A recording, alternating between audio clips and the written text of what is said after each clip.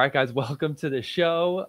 Before we get started with our guests, we would like to thank our main sponsor, Dizana Sports. They've been with us from the beginning.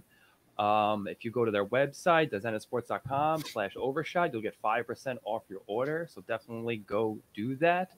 But now that I'm through the ad read, I want to get to our guest, Nick Carney of Columbus Level. This is our second level guy that we've had on the episode, and we can't wait to get this rolling.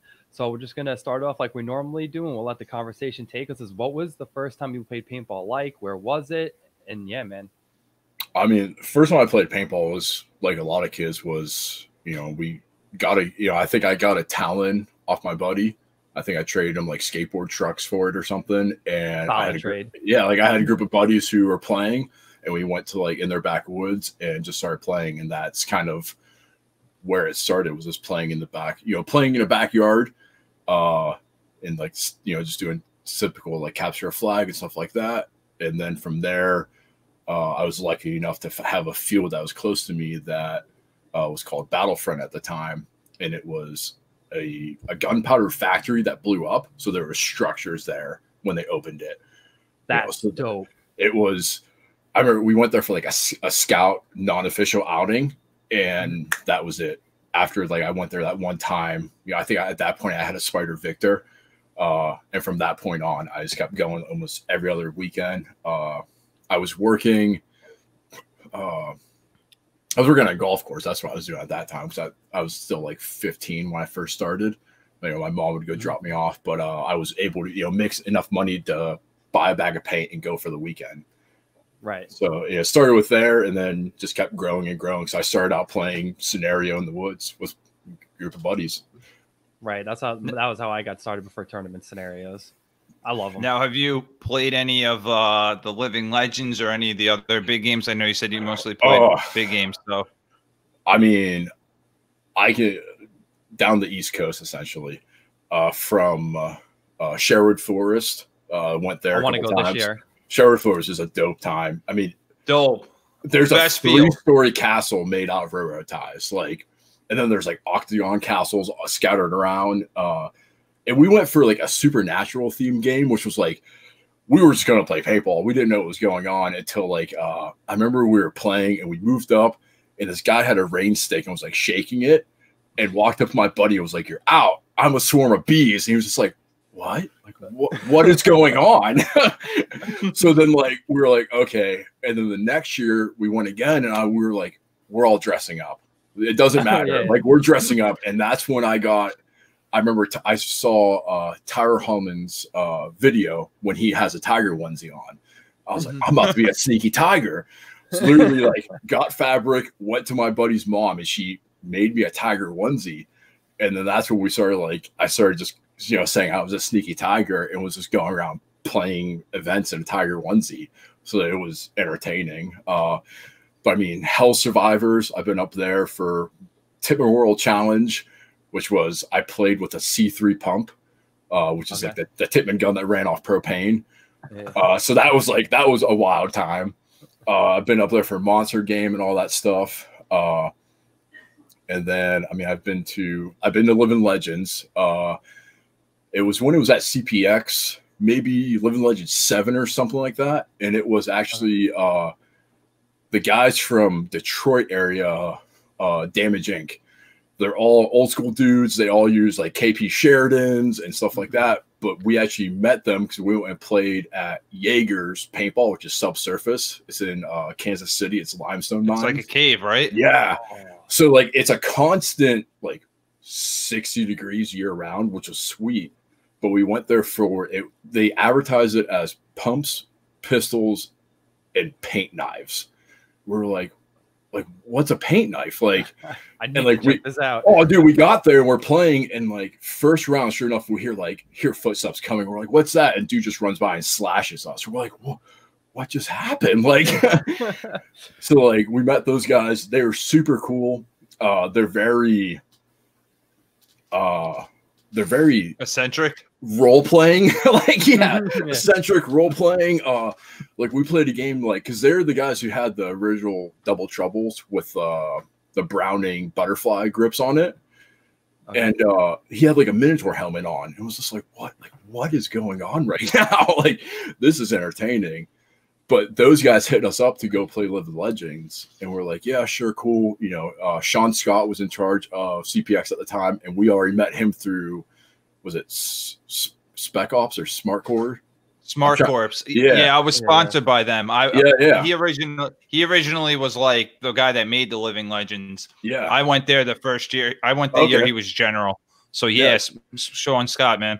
So yeah, dude. We knew him already too, just from like local stuff, and he actually came out to Battlefront a couple of times. So we knew he ran it, and then like they hit us up like, "Hey, come play Living Legends." We're like, "Okay." We get there, and that was the year they had like the leopards, they called them, and there's like 20 of us, and we were just mercenaries. We were headshot only, and it was just like whatever side bought you, go play for them. I shot a lot of people. And I got the shit shot out of me real bad a couple times, but it was fantastic. I loved it. So, you know, played that Living Legends. I played Skirmish one time, which I like Skirmish's field. I don't like Skirmish's prices though. That was my we just said that the last one we dropped or whatever, because I went once or whatever. Dude, their pricing, and I'll even tell you this, through the years, I can't. Dude, people, even if you bulk buy or whatever, like, I know there's some deals to be had. I know there's a lot of deals to be taken, but nobody, dude, I've had people tell me they've gone up with, you know, a couple grand in briefcases. You know, the dude's just putting it in his hot tub, you know, and they're like, yo, 65 a case. And it's the worst paint. And it's the worst paint. It's literally the reject of the reject paint. But yeah, man, I agree with you on Ion.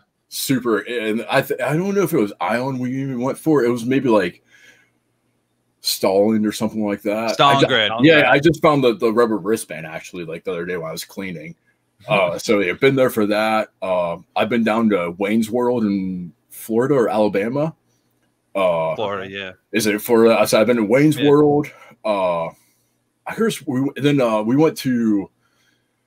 It was a mount training facility in Alabama. They capped it at 200 players, so it was 100 on 100.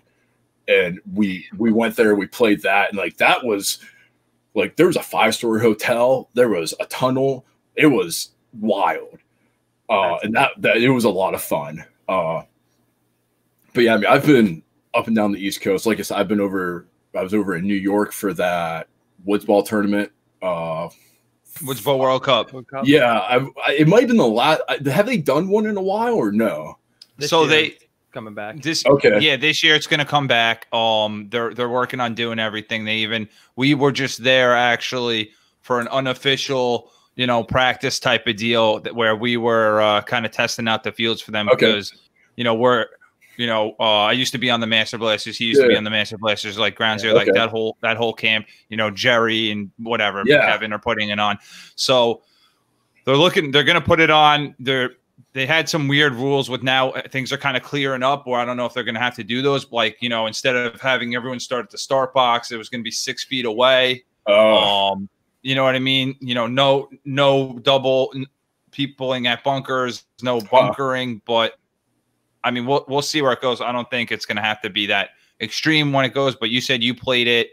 I think you were telling me you played it with the Valken, the Valken team, the Valken Corps team. It was the Valken Corps team, so it was like throw together scenario players with a couple like that's where I met Andy Hill, who has a field in Arkansas, and then Lucas Birch. Who's his dad and family own First Strike Paintball in Florida, like by Gainesville. It's actually I like flew down there for a weekend to get out of the snow to go play at like a Halo event, which like Frank Carney was Frank was there.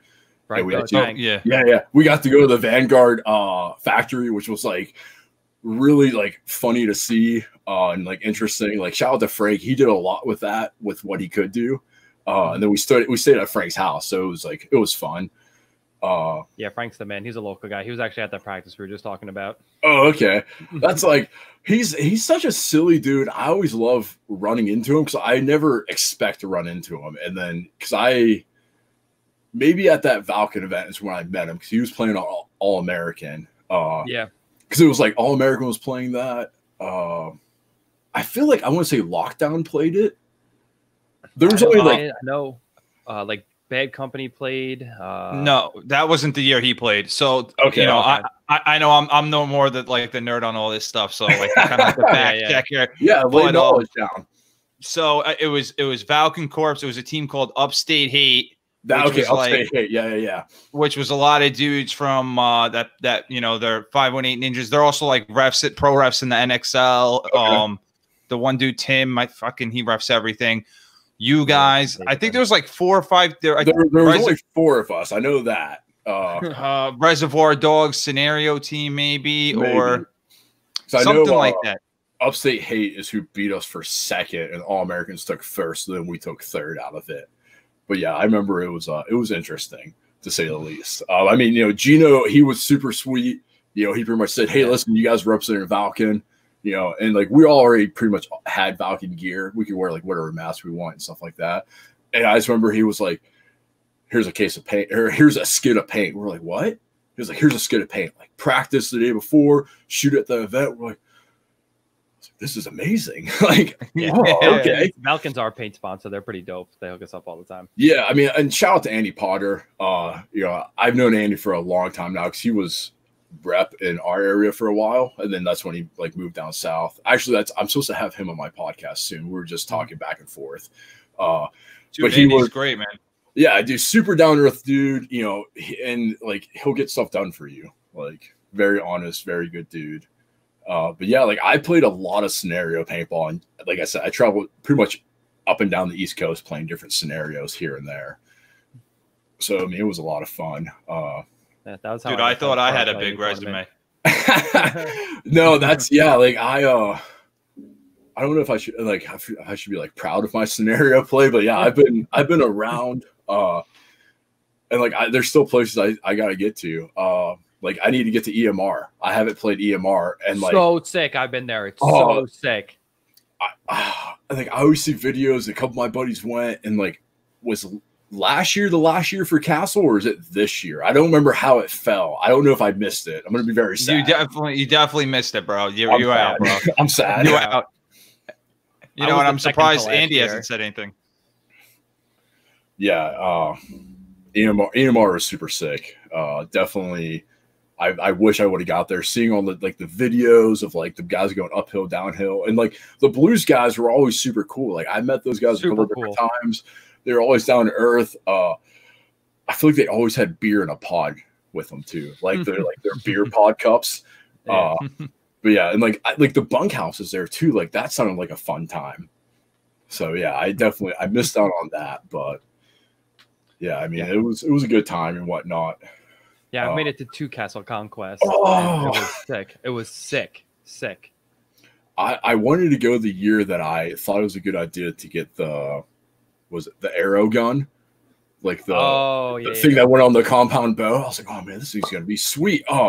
So far I put it on like an old bow that had a terrible draw, so it was like 90 pounds every time I wanted to try to shoot, and it was not fun. But I mean, I got it off eBay for like $30. So I was like, for $30, like this is a steal. Right. But yeah, those people look badass when they shoot that. I mean, I feel bad because I just like, I use my normal gun, so I'm just dropping 50 balls. So I see this guy like, I'm like, yo, if you hit somebody with that is so legit. Like, I could swear I saw somewhere on one of the threads I was just going through recently trying to find, some older guns. Someone was like, oh yeah, it's First Strike compatible. I was like, what? Like a First Strike of that thing, like that's sick. Mm-hmm. Like, and First Strikes are real in scenarios. People don't understand. Like people think they throw like grenades. Like when you hear First Strike whiz above your head, you're like, First Strike! Like it's real. People freak out. That I'm excited about that. Like I realize I've done the math. It's like about a quarter. Every time you pull that trigger, that's like a quarter you're shooting. But like I said, I picked up that MG100 because I want to go play more scenarios this fall, and I want to play MagFed. Like I want to have fun, get in the spirit. Like don't get me wrong. Like I've been all across the spectrum, like full auto dumping paint to building a cocker pump to get like that that one cock pump. Like just gogged them. Yeah. Now I want to play MagFed. Yeah, just keep it going. Yeah, if I could find a dam, like I had a dam for maybe a month, and like it was sweet. It really was. It felt sick. I had one too, but dude offered me 800 for it. I wanted 800 more than I wanted the dam. So see you later. Yeah, I want to air through stock. Like, yeah, I seen there's mods out there for it, but like, give me an air through stock on a dam, and I'll run the piss out of it. Yeah, right. Because it's an outside company. I forget what the company, but Dye doesn't make the air through stock. So yeah, it's like, maybe we'll get lucky one day. Yeah, dude, you should be the next scenario rep. It should be you and Wolf. That's listen. I've been in Pando's ear lately because I said, listen, we need camo level jerseys, and give me a dam hookup, dude. Like I'll run a dam all day, you know. But my justification was, okay, scenario is my outside, you know, that's me. I'm allowed to go have fun, stuff like that, you know. So I was like, I justified it by still running, you know, dye max through it. But yes, I mean that was good. Yeah, so you were playing at that field by your house, but what inspired you to play like tournaments? Like what was like your like first tournament? Did you see like a video, or what was like the point where you're like, yo, I gotta do this? There was a speedball team at our field, and a lot of those guys were like my buddies too. I already like met them because they were like the other aggressive kids playing scenario ball. And you know, I still have my jersey, and it's the first jersey I got. I'm never gonna sell it. I also thought it was very ideal to be slimline back then, so I've definitely grown since then. So it's very tight on me, so I can't still wear that jersey. But it was Misfit Mafia was our team name. Nice. We had, you know, and we had, it was in Crazy Dave's indoor paintball, which is like in not Hermitage, PA. I'm trying to think. It's like about 40 minutes from us. It was like a 3-man event, and my buddy said, "Hey, like, come play with us." I said, "Okay, sure. Like, I'll try it. Like, I've seen you guys practice. You know, it doesn't look that bad." Went, played, and got destroyed. And that was my like, oh man, like I thought I was top dog in the scenario war, like sneaking around, getting there 1 or 2 kills, and it was like, this is a whole nother level. Like it's a whole nother like step for me to go to. Right. So sorry, like we played a couple local events at that Crazy Dave's, and then I remember we went to maybe 05. It was the last event at All American Field, which was like the East Coast Open, maybe. Okay. Legendary field. Yeah. And so we went there, and that's when like I got to see what tournament paintball truly was. You know, I remember standing there watching Russian Legions, you know, first play. I remember Alex Frazier double knee sliding under the X to shoot someone. And I was just like, oh man, like what is this? Like that guy's pretty like at the time, like I knew who no one was. And that's like a photo just resurfaced, and it was all of us. And our one buddy had a online community he was running, which was like, I think it was Bonus Ball Paintball. He had shirts, but it's all of us, Greenspan and Ollie Lang. We like gave him a shirt and got a photo with them. But it was just like, I didn't know who any of these people were. At the time, I was like, oh, okay, this is some dude, like whatever, you know, this and that. Right. You know, I was actually standing for probably about 2 matches. I was standing and talking with Chad, George's dad. I remember he's like, "That's my son." And like now, like Chad's one of my buddies because like they're right there in Pittsburgh, so we actually could go practice them often, which has been nice in this kind of, you know, pandemic that's been going on. Right, to have some boys close. Yeah. But it was just like that was my first, you know, opening to it. And that's actually where I first bought my very first set of elbow pads. Like the whole time leading up to this, never wore elbow pads. And I remember I bought a set of MacDev elbow pads for like $20. They're awesome and legit. I actually don't know what happened to them. They disappeared. But yeah, I bought my first elbow pads, my first jersey. And I was like, okay, cool. Like I'm set. I'm ready to go. And that was like what truly opened my eyes to what tournament paintball was. And that kind of is what inspired me to go from there. Awesome. So what was like your next couple steps? So like you're playing on you're saying Misfit Mafia. Yeah. And now like what year is this? It had to be maybe 05. That was like around 05. But so that also was probably the time I fully blew out my knee playing scenario paintball. Yeah.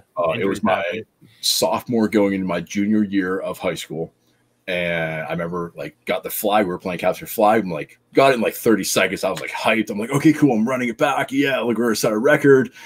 And I remember just jumping and I was like, oh, this is a way bigger drop than I thought. And just like hitting the ground, falling over. I remember like trying to like use the flag to get back up. I was like, oh, something's really wrong. But I fully dislocated my knee. It was my ACL, my PCL. Oh no, my meniscus callosus, my PCL was torn in half. But like everything was shredded. I bruised my nerve. First doctor said, you know, he's lucky they didn't have to amputate my leg. You know, it was. Damn. I remember my mom was heated. She's like yelling at the doctor, like, get out. And then finally, you know, it was like the fourth doctor who like came and saw me. It was like, you'll be able to like maybe jog again. I was like, okay. So, you know, I had 2 reconstructive surgeries, put me back together. And then as soon as it was like that happened like right in January too. So like by that fall, I was like kind of moving around better again. So I started playing back in scenario and then started pushing back into tournament paintball. So that was like maybe by 09 is when we started actually taking tournament paintball more serious, which is very similar to Justin. We played out of TPA, which was a local field by us in Alliance, Ohio. And they had like a small, just little tournament series they ran.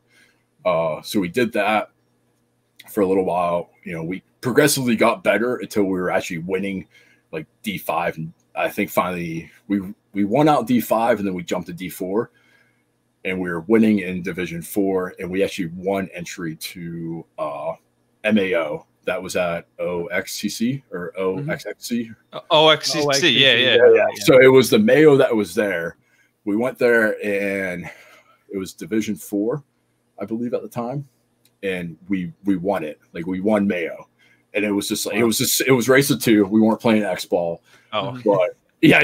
No, it wasn't. It's still win, bro. It's counting. Yeah. That's, you know, it's one of the medals. That's like, I feel like I have more medals hanging around than I do from sports that like from paintball and stuff like that. But we won Mayo and we got entry to Cup. And that's when actually Justin played with us at Cup because we were like 3 of the dudes were like, we can't go to Florida. Like we weren't expecting this. So we were like reaching out to people. We actually that's when like Dan Letson came and played with us for the first time, who's the owner of Johnson Paintball. And it was one of the co-founders with me of DZ All-Stars. And it was Justin Politi, Scotty Mendez, and like Kevin Miller. I forget who else it was. But 3 of us, me, Justin, and Dan all crammed in my Ford Fiesta at the time, which was hatchback, and drove to Florida. And it was just like, that in itself was a whole adventure. I can only imagine. You know, we drove there, we played. I think we made Sunday, and then we got like knocked out or something. You know, it happens, you know, but it was like our first, like, we can do this. Like, we're doing something, like, we're progressing. And then in a strange turn of events, we had 4 guys coming back in my car. So it was like even more packed in this tiny Ford Fiesta. So, you know. And you always come back with more stuff than you went down with somehow.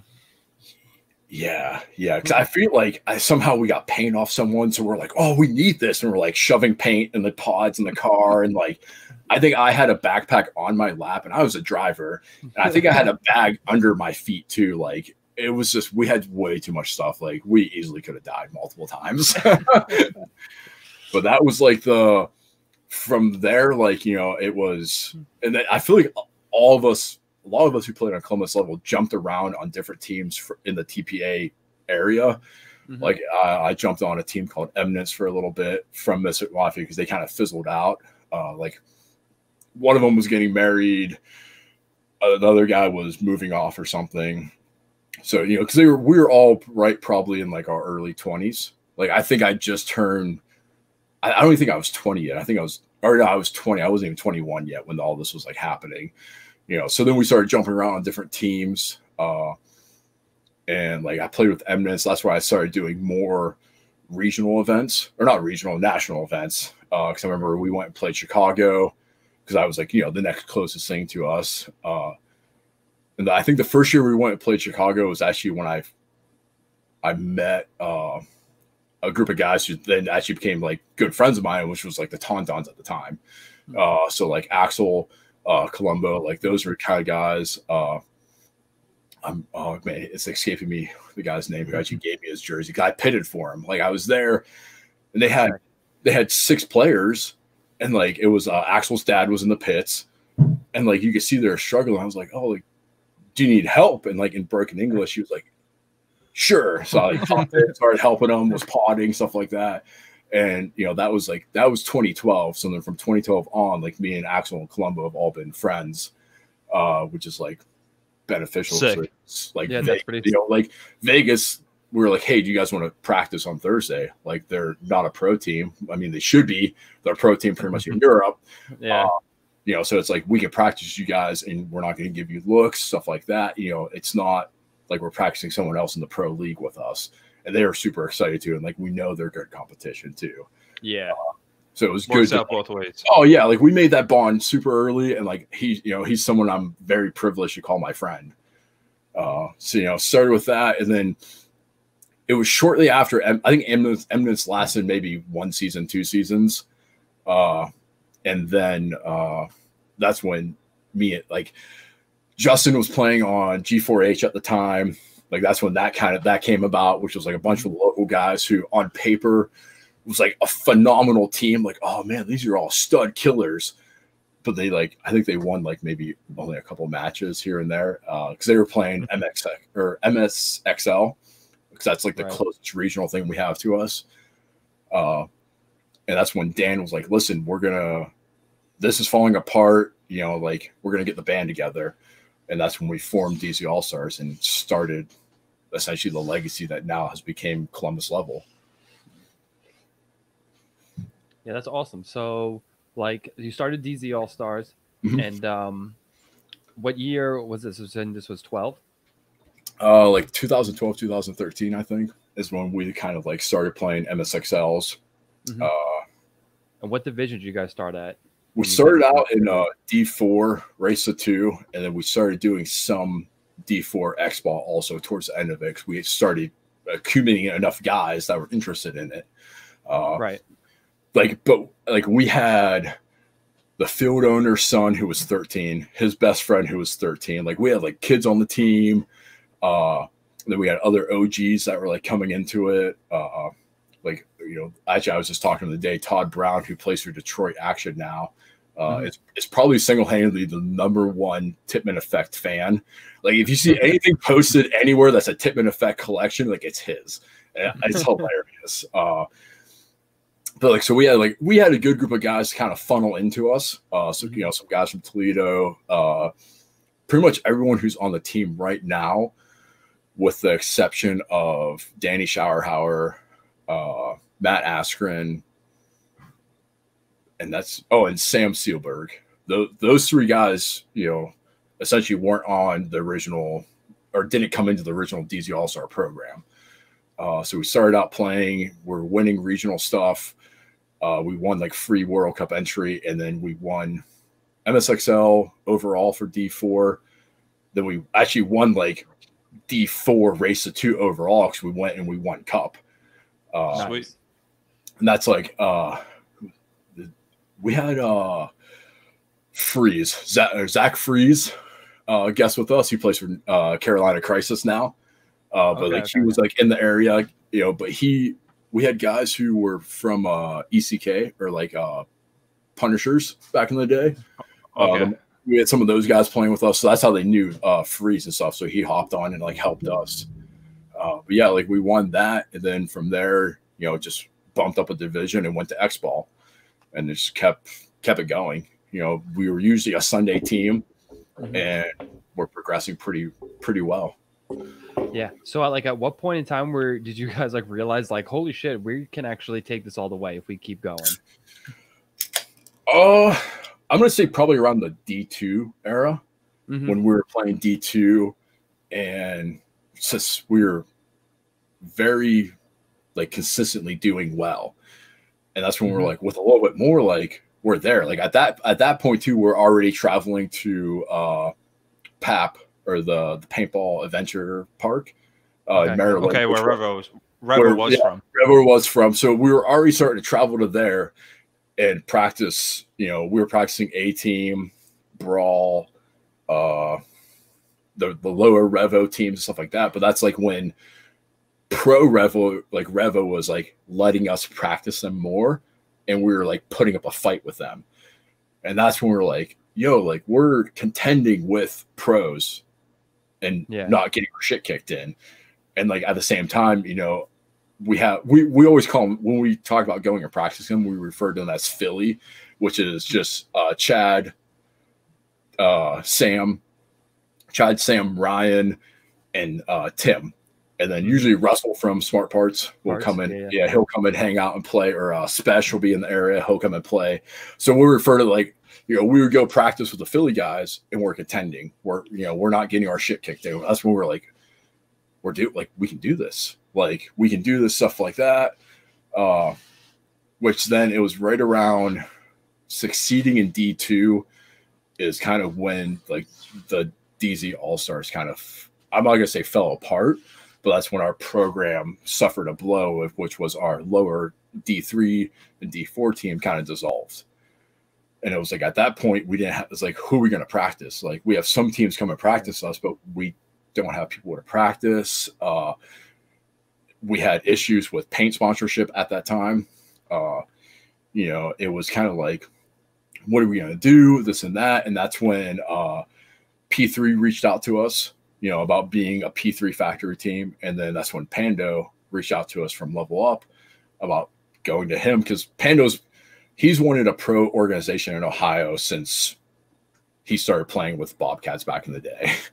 You know, so he reached out to us and was like, hey, listen, come talk to me. You know, we'll figure something out. Like, that's when we told him, like, well, we have you, we have P3, we want to figure out what's going to be best for us. And that's when we went to Level Up and, you know, started into semi-pro, played through semi-pro, and then we're fortunate enough to make it where we are now.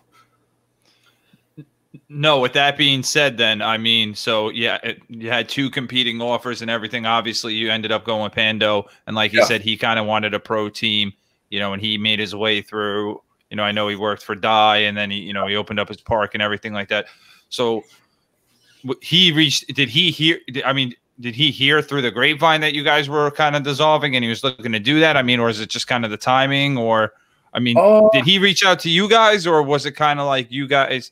I think it was like it was a mutual thing. I think like we were putting feelers out there. And I don't know if it was Josh who reached out to him, because he's always been friends with Pando. You know, and like it's not the first time we've talked to Pando. Like when we were DZ All-Stars, maybe World Cup 14, maybe 15. You know, we talked to Pando about shooting Dye. You know, and that's, you know, how we talked about earlier. We simply told, you know, Pando, because at that point he was running Camp Poundin', you know, and we were like, Dye guns don't work in the North, man. Like I cold. Yeah, like, you know, that's back when it was like, right. Maybe it was the DM14. Cause I remember, no, I'm going to take that back. It was before the DM14, because I remember buying a DM14. Actually, that's why I traded my DAM for. I traded my DAM for a DM14 plus like $500. The same engine. Yeah, that's why I was like, you're gonna give me money too? He was like, yeah. I was like, okay. Like, and you know, the DM14 like shot in the cold. So I was like, you know, it shot better in the cold. So I was like, okay, cool. Yeah. You know, and then that's and then I remember too, Pando actually, when he reached out to us, we brought that issue up again. He said, well, hang on here. I want you guys to shoot this M3 Plus. And we're like, oh, like, okay, send it. You know, I think Josh went down, brought it, you know, got it, brought it up to us.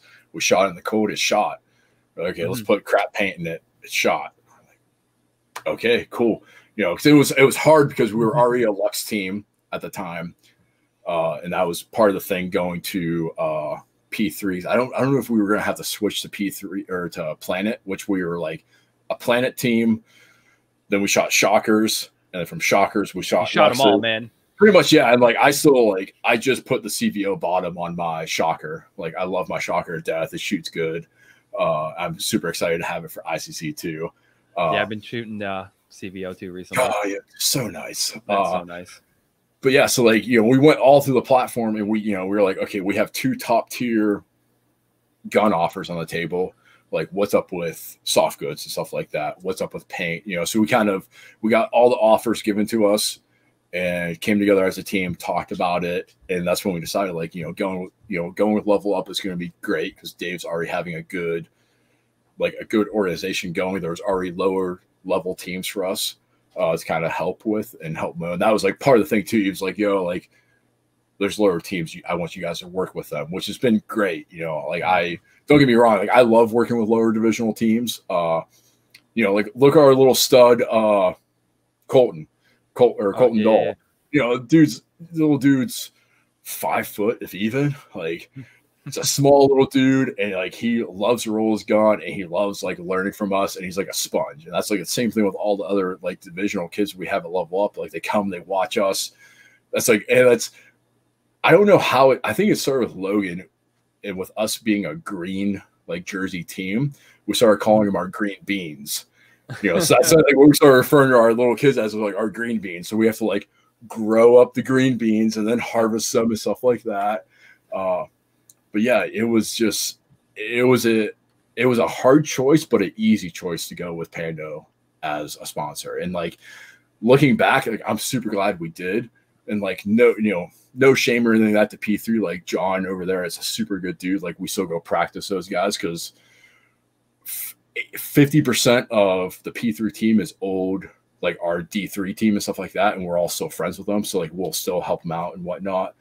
But yeah, I mean, Pando and Dyes has been great for us. You know, they truly help us open the door to help perform at the pro level, especially with bringing in Robbie Goldsmith from CP and stuff like that. Like, that's been a huge help. I mean, we've always had a coach. You know, Adam was the guy we played with. He played with our divisional teams, and that's when he said he'll step back and be our coach, which is like great and stuff like that. But then like, having Robbie on top of that has just been life-changing. Yeah, Robbie's got a ton of experience and like a ton of knowledge. Oh, for sure. I actually, this weekend, me, Matt Askren, and Josh Lehman are going to travel down to Atlanta to the XBL, maybe I think it's called. Yeah, the league down there. I know what you're talking about. Yeah. So we're going to, like, Robbie was like, hey, listen, I'm playing on this team. Come play with us. Okay. Like, we'll get away for a weekend. What's it, an open division?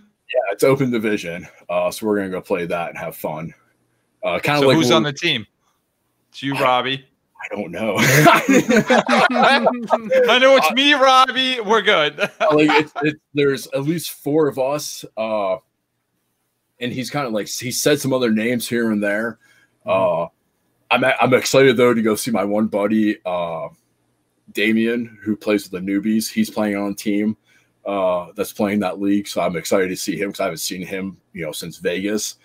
So I mean, it's gonna be nice to go down, see some people. I'm not looking forward to the drive. We're driving down Saturday. We're playing Sunday. 2 of us got to work Monday, so we're getting back in the car and we're driving straight back. And I'm probably gonna maybe sleep for a couple hours and go to work. But I mean, that's it's why we play paintball. Yeah, that's why we play paintball. That's me every year at ICC. Yeah, I'm tickled. I can't wait to play ICC. I really can't. I mean, it's common knowledge now. I feel like that for the past 3 ICCs. The first one, I think some of us played, some of us ref, but then the next 3 isn't. Yeah, or is this the 4th one? This will be the 4th, I think. Yeah. The past 2 years, then, yours truly and the rest of the level has been the Mounds refs, and it was nice. Tim was good to us, stuff like that. But it's like we were watching all these kids just shoot so much paint. We were getting shot so much too. And it's just like, now we finally get to play ICC. Like, Sweet. We told Tim, we're like, listen, we love you. We want to play though. Sorry. Like you've built up this awesome program. Like you did this to yourself, buddy. Sorry. Yeah. I'm sure how can you be upset? Like, yeah, why would you not want to play? So what team are you playing with? Is Level putting a team in? Yeah. So Level's going to put in a team. Logan secured us a spot. I'm going to say it's maybe like 6 to 8 of us are playing, and then like Addison's dad's playing with us.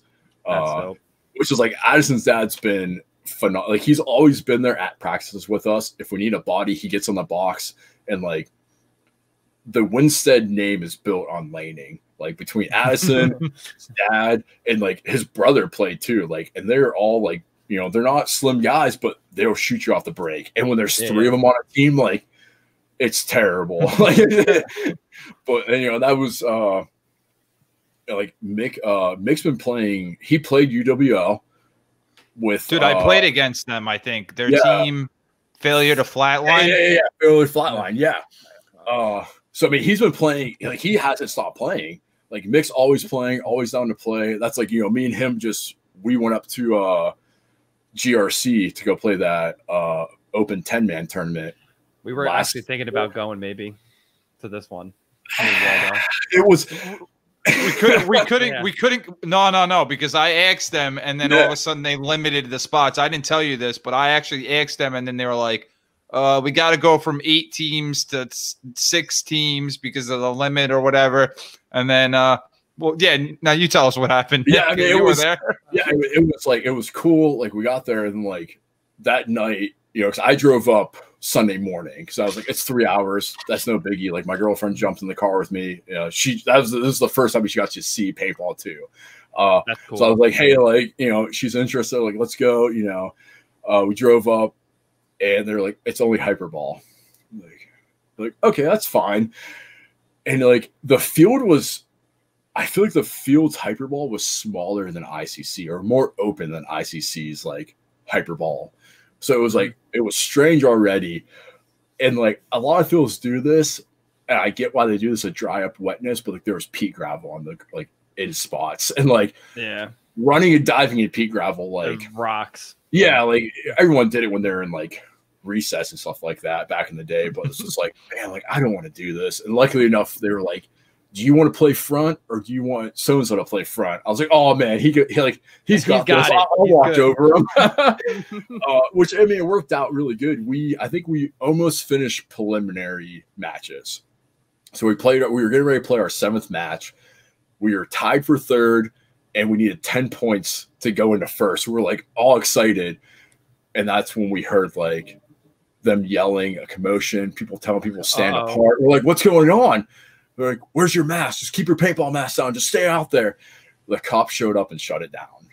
Oh. Like, yeah, it was like, and our one dude even said, he was like, in the captain's meeting, someone said something about that. And the guy was like, oh, yeah, I probably should have got cleared with the county, and like laughed about it. And we're like, that's not that funny. That's a real thing. Or is that like, are you being serious? And like, he didn't say anything after that, and that was it. So we didn't know, like, is this real? Is this not real? It was real though. Like he just, I don't know. I don't know like what the official reasoning was, or you know, like what? Because it was like that Sunday before we played in, you know, Pittsburgh. Cop showed up. He was like, okay, you guys are, you know, distancing. You have, you know, we had spray by air fills. You know, everyone was at like their own picnic table. He's like, you guys are fine. Like, I'm not worried about it. So we're like, oh, okay. But yeah, no, New York is like being way more strict right now. Let's even when we stopped at like a gas station, and I was like, there's a big yellow sign that says I need a mask to go in, like, which is fine. Like, I'm not opposed to that. Yeah. But yeah, apparently he just didn't get it cleared. And it was like, we just bought paint too. I'm like, yeah, my welt just finally went away. Like it was Falcon Reserve. Yeah. I shot a dude. It was like over on the snake side. Like I stepped out wide, shot this guy crawling, came back in. They only had 5 refs though. So like 5 refs with 20 dudes, like shady stuff's going to happen. It's you know, it happens. You know, you refed it, man. You refed it, dude. Yeah. Like, and that's like, you know, I stepped out, shot the dude. And this kid is staring at him, and he's like in this little hutch, like he's not moving. And like the whole day too, this kid has not moved. He's like younger kid. He had like, you know, a tactical vest on, like protecting him. It's cool, little homie. Like you need more experience. I'm not mad at you. Yeah. And like, I'm like, okay, he's not pulling this guy out. I'm like, okay, you know, this sucks. And like, that's when I learned, like, you don't want to go stab someone when there's still like 6 to 8 guys left in 10 man. So I like took off, shoot the kid, and I just get destroyed. So I stand there, I take extra shots. I'm like, okay. And like the ref isn't going to pull him. I'm like, whoa. Like I can see the hit on his leg from when I stepped out initially. So the ref goes over and is like, oh yeah, you're shot in the loader. And like the guy's trying to yell at me. I'm like, it's right there on your leg, buddy. Like I stepped out, I shot you. That's why I came to shoot you again. Like, and it was just like, oh yeah, you're right. And I was like,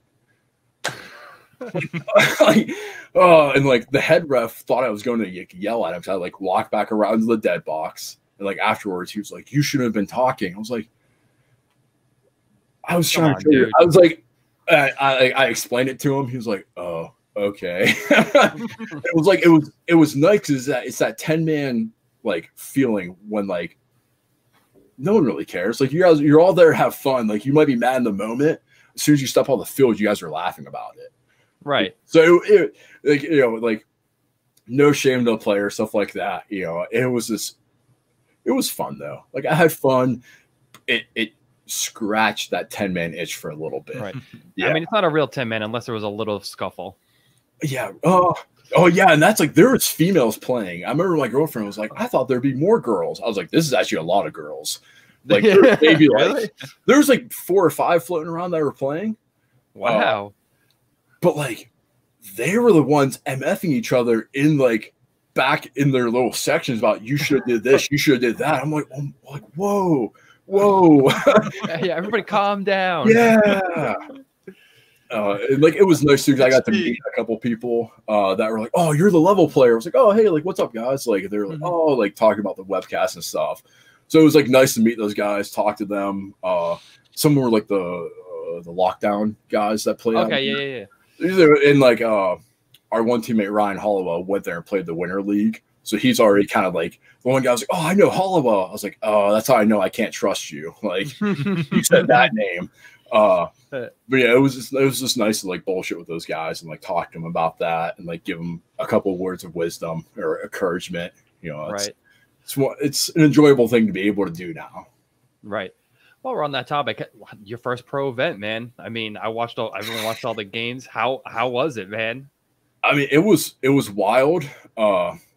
And I'll openly admit, like, I suck at practices, and that's even Robbie even like said too, like after everything was done, he goes, where was that at practice? I was like, oh, I practiced. Like, I'm trying to figure stuff out. I'm trying to see if this works, that works. Like, you guys are having me do this, do that. Like, so that's why, like, and plus, like, it's once you get like, that's how I was like explaining to him. I think it was like maybe Thursday morning at work. So I flew out Thursday after work to get to the tournament.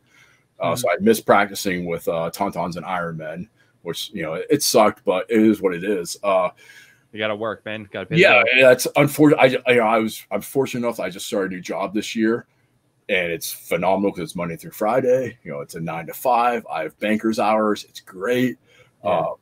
But I have to make some sacrifices here and there. I don't have my vacation time yet, stuff like that. Right. But it was like that Thursday. It was like Robbie always yells at us to lock in, and I can like say like I locked in, like I was in my mind going through motions, stuff like that. And then we get to the event, and it was strange because it was like we're about to play paintball, but it was like you're playing pro. Like I feel like I should have been more nervous maybe, and maybe like that first match too, the first point. You're always nervous, especially when you're like the front guy or the guy going wide. You're like, there's a 50-50 chance I'm going to die. Like, I'm going to get shot off the break. Right. And then like you make it and you're like, okay, cool. And then like step one, everything goes away. Everything melts away. Nervous peas goes away, Yeah. And it was, from then it was just, we knew what we were there to do. Leading up to that, we did a lot of practicing. I mean, we went to Top Gun to play Revo, which was like another, like, we drove there on a Friday night. We practiced Saturday, Sunday. We drove back Sunday night. We went to work all week.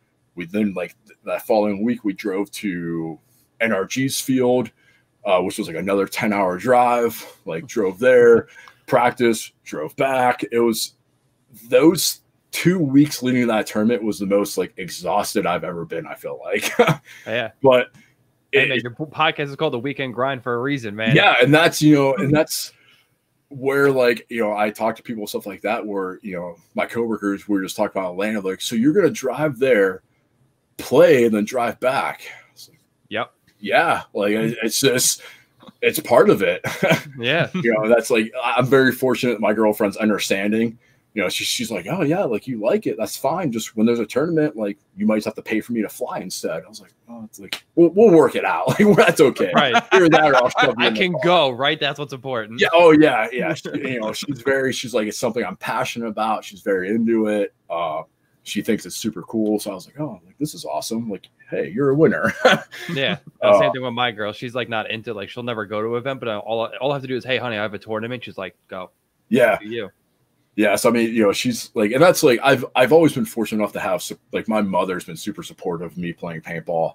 Like she, the Cleveland events was like the second time she came. Like my brother finally came, all watched me play, stuff like that. So like my family's been very supportive in it, which has made it easier, you know, because I do have responsibilities, you know, around my house, stuff like that. Like I have a dog here, so I have to be like, hey, you know, big brother, can you feed my dog, watch my dog when I'm gone, you know, stuff like that. So, you know, there are responsibilities I have to pay attention to, but the first event, like, could have gone better. Like, yeah, the infamous match was you know, like we probably should have won the infamous match, hands down. We 100%. fucked up.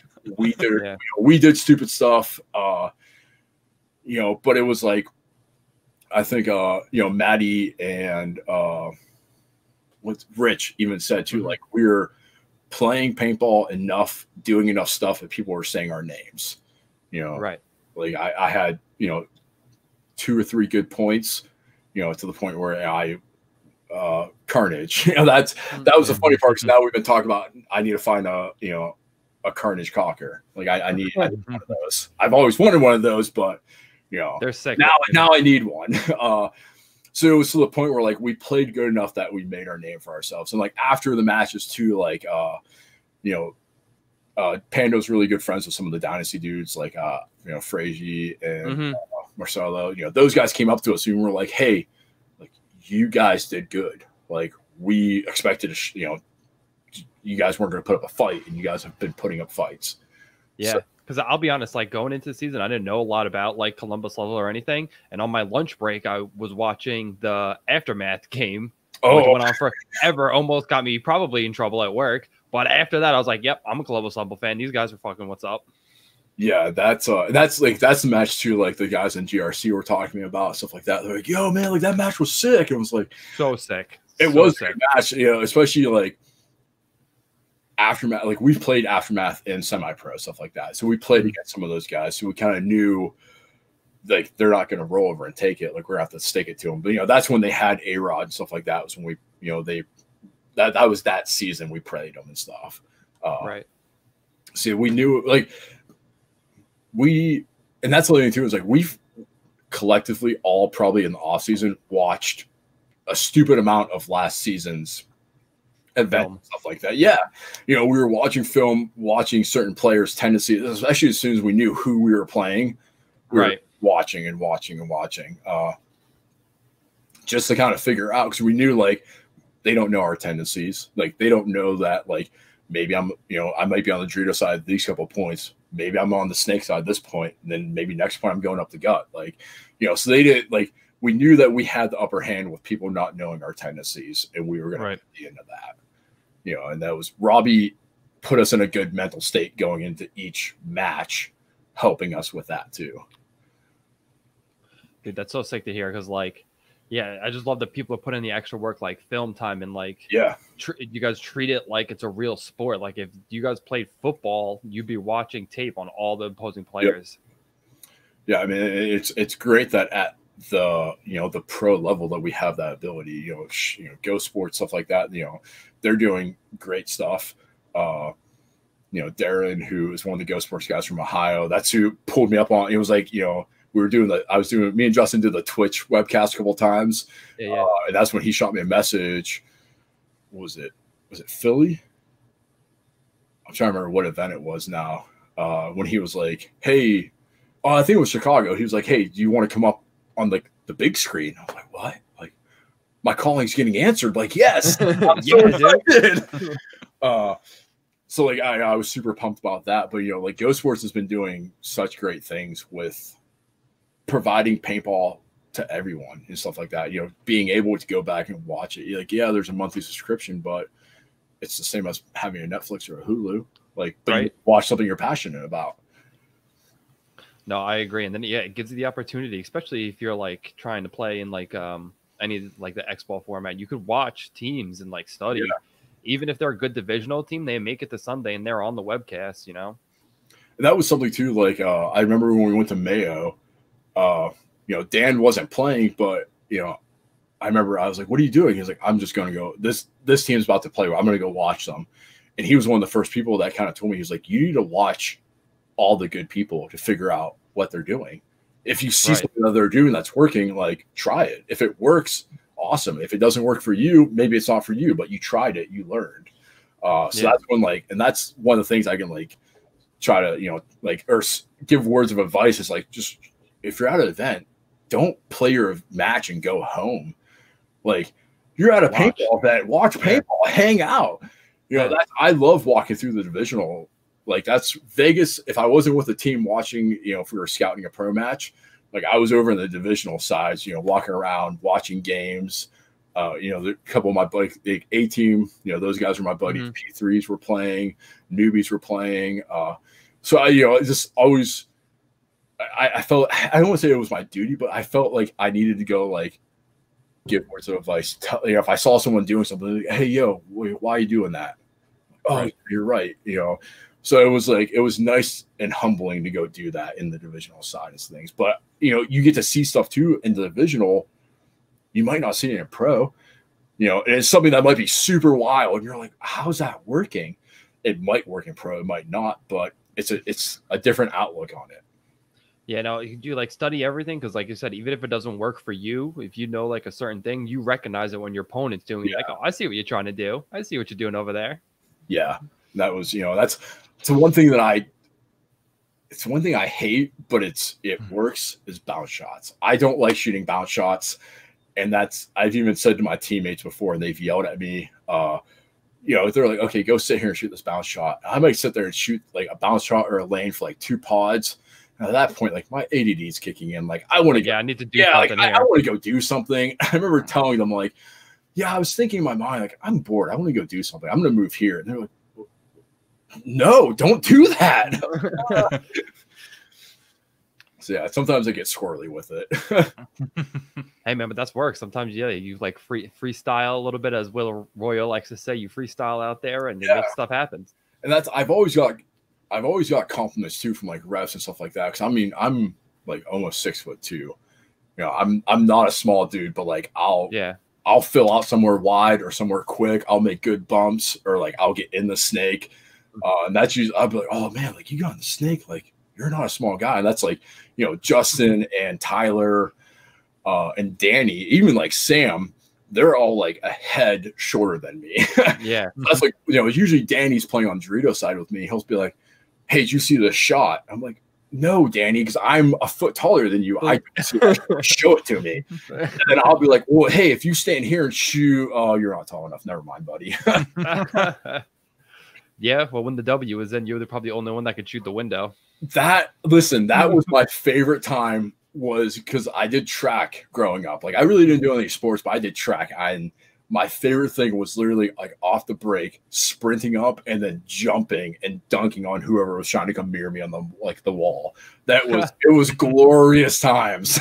Yeah, it worked well for me because like that was when I started playing like speedball, and so they're like, yeah, dude, just run to the wall and shoot everyone. And I was like, bro, this speedball is easy. I can do this every point. Yeah, I can do this. No problem. Yeah, the wall was fun. It definitely was fun, but also like you have bloodbaths up there. Like you get up there and you're just like, oh, he's on the other side. I got to go around. You go around. Like, get shot 100 times. Yeah, I do like the wall. The A was a fun time. I mean, even the X, like I got to play the X in back of like at TPA and stuff like that. So I mean, it's all been good. I really am sad I didn't get to play the M or the Millennium. Yeah. Thing. That thing looked a lot of fun. Yeah, I've never got a chance to go over to Europe. It's next year. It's on my list. hopefully maybe a Europe League, like I said, like with Axel being a friend, like talk to him, this stuff like that. So yeah, because the rules are super wonky. So it's like, yeah, the one place though where the rules aren't too wonky is like the Singapore. So like the Asia League, which is like, so I have like maybe 2 or 3 buddies that because I lived in Tokyo for a year. So that's actually, I stepped away from the team our first year of semi-pro. And that's when I moved overseas, essentially go live for a year. I got a job teaching. So it was kind of like, if I get this job, I'm going to go over there for a year. They were going to pay my visa, pay my travel to get there. Like I had a buddy who was already in the program. So I said, cool. So I left over there for a year, but paintball at the time was like not existent over there. There was like one paintball field. I went there, super expensive. Japanese businessmen don't like to get dirty, and they don't like to let others in to play with them. So there was like no open play, nothing. So like went there and like I ref for the guy like one day or something like that. But one thing that's abundant is like speed soft or like speedball but airsoft with like close quarters. So that's why I was like, well, I can. And I remember like going the first time and playing and sitting there and like the one ref spoke some English, talked to him a little bit, knew what I was doing. And I'm watching these kids and they're snap shooting each other. I'm like, damn, I know how to do this. Like, and I remember like the one ref guy asked him, I said, can I try? And they were like real like, okay. And it was like, like 1, 2, 3, like snap the other dude. And like, if you've ever been around like Asian culture, when they get excited, they just go like, like they just make an audible noise. But I remember like 1, 2, 3, I didn't know if I got him. I hear, I'm like, oh, I got him. I definitely got him. And that was like my like, I was like accepted. So some of those guys, I got to talk to, stuff like that. Became friends with, like we keep up with each other over Twitter. But there's a Japanese like tournament starting over there more. Like right now it's like indoor 3-man, but they go over to Singapore and play and stuff like that. So hopefully I've reached out a couple of times. I'm going to try to essentially go over there, play with them, and then go to Singapore and go play in that division over there with them. So that's hopefully next year. I have vacation time. I'm going to use it. We're going to travel. That's the game plan. I know like a couple of guys. Oh, Waldo, sorry. No, man. I'm saying I know like Harrison and those guys play over there, and so you're definitely looking to play. I mean, have you ever played? I mean, besides that speed soft thing, have you ever played outside the country or? Nope. You just. Nope. I mean, you got your big games in, you got your Woods Bowl tournament, and that's the next move. And I'm hoping that like now with being like in the pro league, stuff like that, that I can like reach out to them too, because Dai has a big Asia Asia platform. So a lot of the Japanese teams that are going to play in this team are Dai teams, stuff like that. So I'm hoping to kind of use that as a stepping stone to say, hey, listen, let me come put a clinic on for you guys or something like that. Because like they'll post videos and I'll give like little tips and bits here and there to try to help them. So I'm hoping, that's like me and Tim were talking too, because Tim's been over there playing. I think Ryan's went too. I don't know if Chad's gone. But Tim was like, yeah, for sure. Like you need to get that set up and go. Like those tournaments are fun, like just nonstop like you're having fun at the tournament. And then afterwards you're partying and having fun also. Right. Yeah. Definitely looking forward to some overseas action. Yeah, for sure. So like looking into the future, I know it's kind of hard, but what do you guys think about your bracket and everything going on with your regional events? So regional events, like, I think Legion's in our region. Yeah, they are. That's that's tough. Like at the same time though, like half of 3 of our guys, I think it was before Cleveland, Legion went to level up, and like it was a Cleveland Imperial went and they were practicing them nonstop, stuff like that. So we've had experience with Legion, and like there's so much footage, and Legion is a notorious team for, I don't want to say like sticking to their game plans and stuff. You just have to make sure like Malloy doesn't do something crazy or something else. You have to keep tabs on certain players. So that's going to be a big thing with that, is recognizing who's on the field and how to handle who's on the field. But besides that, like you know, NYX, we practice them at NRG, you know. Yeah. I'm not going to say they're not a good team. It's definitely going to be it's going to be a good battle in the East. That's for sure. Hands down. I think I listened to one with Pat. I forget which podcast, but he was saying it will be a dope division if Russian Legion doesn't show up. He can't get into the country. Yeah. Because I mean, that's going to be that's going to be who you want to beat. Like, I feel like if you beat Legion, or if you get 10 and hang with Legion, you're going to do good.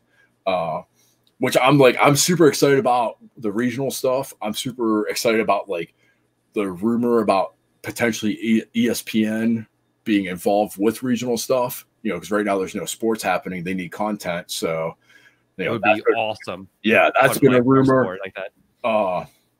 So I'm very excited about the regional stuff. I'm in the same boat with everyone else. Like, I want to know when it's happening. I want to know what's going on, you know, but sadly, due to what's happening right now, we just have to just wait. Nobody has answers. Yeah. You know, and we just had a team call last night about what we want to do, you know, how we want to go about progressing into practice and stuff like that. Because not this weekend, but next weekend is Columbus Level's official reopening. Finally, Ohio's letting us start to open back up again. So we had like a soft opening here, like really limited. I think it's like 20 or 30 people only. You have to like register online. You got to pay for everything online. Just like you show up to your little picnic table. Yeah, I'm not sure how Pando's going to handle it yet. You know, he just kind of sent it to us because like he just like cleaned the turf, redid the poles. Like he did a lot of work to the field in the downtime, which I mean, it's a good time to do it. Right, 100%. Absolutely. So he just did all that. So I mean, we're all just like chomping at the bit to get back into it. Everybody that's why the three of us are going to head down to Atlanta to go have fun for the weekend to kind of start. That's like, I guess it's bad to say that we're going to play a tournament, but we're looking at it like a practice. Right. No, right, man. I mean, you guys, you know, you got a couple pro guys. Robbie can hang, but Robbie hasn't played. And I mean, I played with Robbie at ICC, which is probably why the last time. Because I ended up playing with two of his guys. We played a UWL in Tennessee. Okay. This guy James Butts and Josh Merritt, who's like an Army sniper.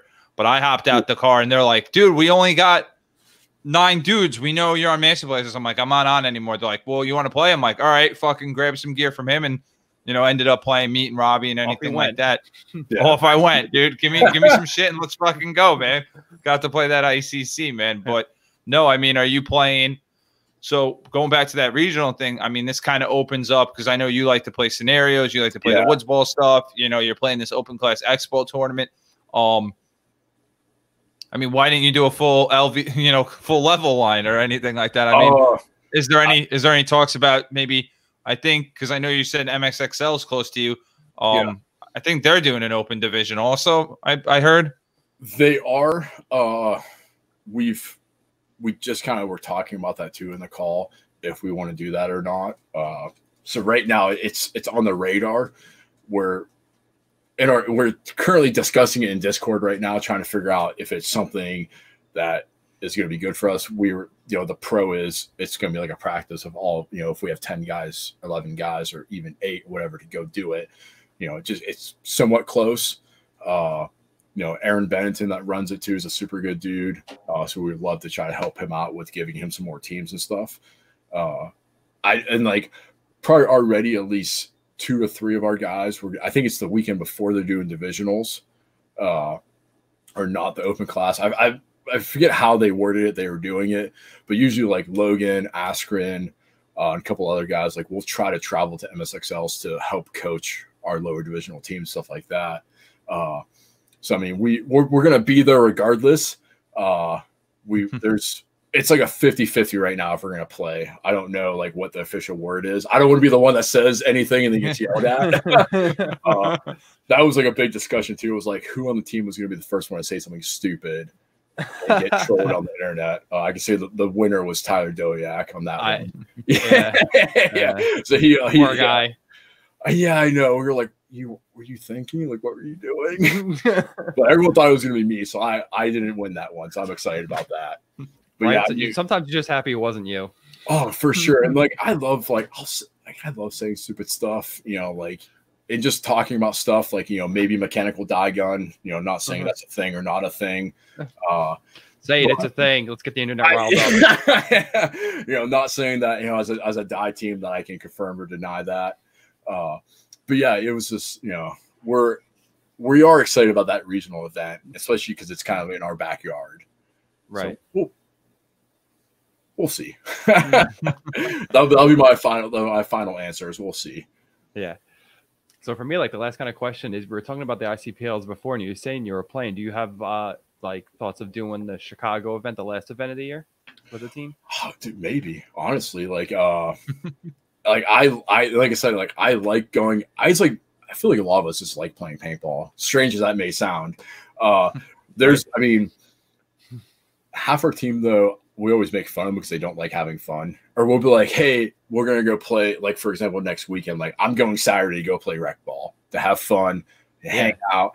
The one guy's like, no, I'm not doing that. Like it's just like but you need to have fun. So right. There's like a slim chance maybe we'll play. Maybe we'll talk to some other guys like, P3 guys, or maybe even A-team guys again, and maybe have like a hybrid team or something. Maybe, I mean, I feel like half of Revo plays on far side though. So they do. Yeah. Like maybe, I mean, dark side. Oh, dark side. No, yeah. Yeah, they do. Well, I was just talking to Pike the other day. Well, when Pike was streaming on Twitch, I was talking to him on Twitch or whatnot, because I think he's officially done playing.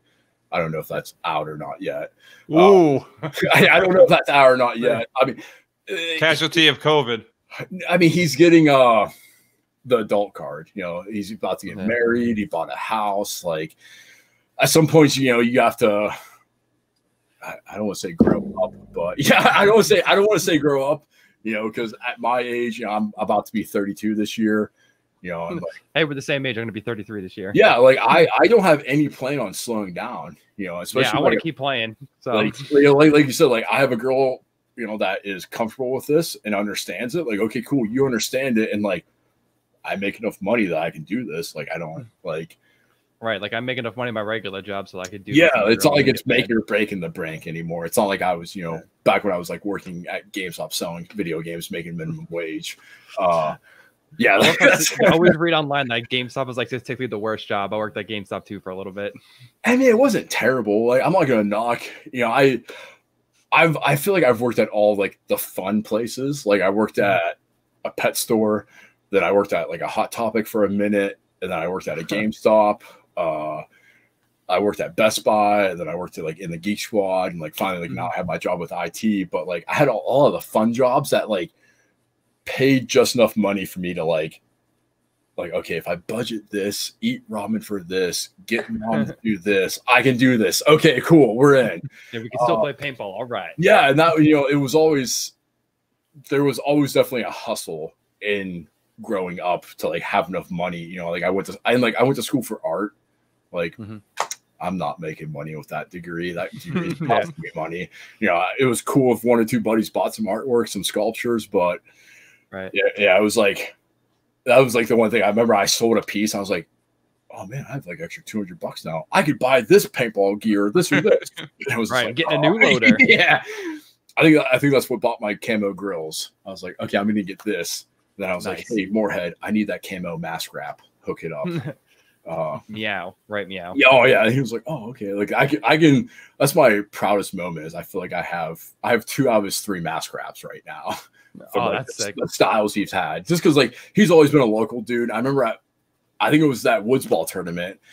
Like me and Moorhead almost could have been brothers. I had like hair down on my shoulders. I had my big bushy beard, and it was like we were standing near each other. And it was like kind of one of those like you look at each other like, oh, this is creepy. Awkward. Yeah. But yeah, it's no plans on slowing down. Hopefully maybe we'll do the Chicago event. We've already talked about it, and I've declared I'm going to Monster Game to go camp and hang out. Hell Survivors is always a good time. Oh yeah. I'm trying to get people are trying to drag me over to Ion though. So I as much as it pains me to crack the pocketbook open, I might go play Ion. If I'm shooting mag fed though, it's not going to really hurt. I could maybe buy a case and get away with it, maybe. Right. I feel like it would be like mag fed. I might get frustrated, then like put the loader on the gun, like, okay, now we're playing. Yeah. Yeah, especially with the clientele that goes there. It's all the worst from New York City and the Philly. So I mean, you might throw, might throw, man, windshield wipers. Yeah, so we'll see. But yeah, I plan on just like I want to play as much as I can with everything opening back up. Hopefully everything opens back up smoothly, you know, and all that goes as easy as it can. But time will tell. That's the big thing. All right. I'm ready. I'm ready for Planet Fitness to open back up, though. My COVID body is setting in. I've been trying to stay active, like going kayaking, you know, trying to do like workouts around the farm and stuff, but it's not the same. Yeah, it's not. But yeah, so wrapping this up, Waldo, you got anything else you want to ask? I mean, dude, pretty much, anything that, you kind of want to plug or go into. I know you got the weekend grind, kind of how that started. And then, shout out, everybody that supported you, friends, families, Pando, and the like. And, just tell us a little bit more about, the weekend grind. I know Justin has his. Yeah. I know I've listened to all yours. I've listened to all Justin's. I've actually probably listened to almost every fucking paintball podcast around, honestly. But, yeah, man, what made you start it, and why aren't you and Justin teaming up on this? So you guys both got different ideas. No, it was we like initially talked about it. We're like, yeah, let's do this, and like so I with like I'm gonna plug like with Twitch and Facebook. Like I've been streaming for going on like 4 years now. You know, it's just something I like doing in my free time. You know, I'll sit back, play some video games, some buddies, cast it out there for people to watch and comment. So through that, I had a good understanding. And like, even when I went to Tokyo, I did vlogs and stuff like that in Tokyo because I thought it was, cool. And same thing with like video games as I had like Switch stuff coming in like day one before it came to the States. So I was able to do reviews. So I had an understanding of how everything worked. And like Justin just drug his feet for like a week. And I got very impatient and I was like, I'm doing my own. I can't wait for you. I'm sorry, dude. I remember I did the first one and I was like, Justin's going to hate me. I'm so sorry. And, but I think it's nice because it's a nice dynamic. We both wanted to do it because, like you said, with, podcasts and stuff like that, like, we have you guys. I feel like we have you guys and we had Carl Mulkowski. We had, his, and then like, Greenspan and those guys just started theirs up. So there wasn't a lot of content out there. No, that was the biggest reason for us to start ours. There was so it was like, our big thing was like, there's these pros have been around, or pros who were, but there's no one who's giving the inside scoop on what it takes to go into it. Like we said, like sleeping, driving, playing, sleeping, driving, going to work. Yeah, like there was nothing about that stuff. So we wanted to give that insight. And that was my big driving force was I wanted to give an insight and try to, because, I really didn't have anyone really above me when I was coming up to the sports that gave me insight, gave me things like that. Like when we formed our team, like we were the high team. Like we didn't have anyone above us. We had people, that were feeding into us, but, it goes from bottom to top, not top to bottom. Right. So we, like I said, I just wanted to give back to the paintball community. This has been part of my life since I was 13, essentially, 13, 14, when we started playing in the woods. It's something that's meant a lot to me. So I wanted to have a podcast that I can try to help coach and like, not so much tell people what you need to do, but give you suggestions and, what path not to take, this and that. So that's what started the weekend grind. And then Justin started his, I completely forget the name of it right now, though. It's not on my screen. The rookie or something. Rookie. We were the rookies coming into it, which was a great name. I was jealous he had that, so I had to come up with my own name. But, it's nice that you have those different insights. I love, too, that he's kind of been reaching out to people and doing more of, like, I don't know, like the business side of things here and there, where, like, mine's been, like, me and the guys talking or, grabbing Addison for the night, or just talk about like what I did for that week going into it, which I like we were talking about earlier. I probably should have did, a podcast about the 10-man versus playing and streaming video games, but decisions were made. Right. but yes, and then like like I said, I stream on Twitch. It's just Carney 4696. Same thing on Facebook. It's something I've been passionate about. I like helping younger kids out too, because like when kids are like, I want to be the next ninja, Dr. Disrespect. I'm going to make tons of money. Like, no, you're not. Like, I love Doc. Doc is one of my favorite streamers. Yeah, like, dude, he is a great personality. He does a great job. He made it before the bubble, stuff like that. But your average Joe, like, I can say in my 3 to 4 years of streaming, I've maybe made $200. Like, you're not going person is that, not Dr. Disrespect. So as long as you're in it to enjoy it, like I'll tell you what you need to maybe get to improve your podcast or like your podcast, your stream, stuff like that. I'll help you out. Like I love doing that stuff. But then, so that's kind of just my own thing and what I like to do, and shout out my own channels. But then, shout out to, Pando, Level Up Sports, Die, Falcon, trying to think about Ninja, what's our cleats? New Balance. Oh, nice. Yeah, shout out to New Balance. But then shout out to like personal to Banderas. That's actually my friend Lucas in Gainesville, him and his sister make bandanas or like head wraps now. So it's quality stuff made in the USA. If you go check it out, I think if you use code Carney00, maybe I don't know if I have a code or not. Try the code, see what happens. Try a code, put the comment, put in the comment. If it doesn't work, message Nick and be like, why doesn't the code work? So he can get his credit. You're 10% or something like that. But yeah, he reached out to me and said, hey man, you want to wear my headgear? I said, sure. Like, why not? Like, I love my We Kill Suckers headgear, but that's a Virtue sponsor. I can't really wear that, although I love it. And Lucas, I was very happy he reached out to me. So shout out to him and what he's doing and what he's trying to do. Shout out to you guys too. Like you guys are doing a great job with the podcast. You're bringing a lot of people in. You guys are, you're doing it. Man, that was a big thing. We just had to pull the cord and do it. And honestly, we're lucky because like our biggest thing, we're like people like you were just going to tell us to fuck off, kid. And we're like, the support we've gotten from the pros and stuff has been awesome. Yeah, I didn't feel that way. I was like, especially with this COVID, I'm like, these people got nothing to do, and they want to stroke their ego. Like, now is our time. Message everybody. We know they're not doing anything. Exactly. That's so silly. I reached out to Potter. Talked to him some. I originally reached out to him. You can't steal it. I'm trying to get Greg Hastings. That's what I'm like trying to reel in right now. Yeah, he's being elusive, but I feel like I can get him.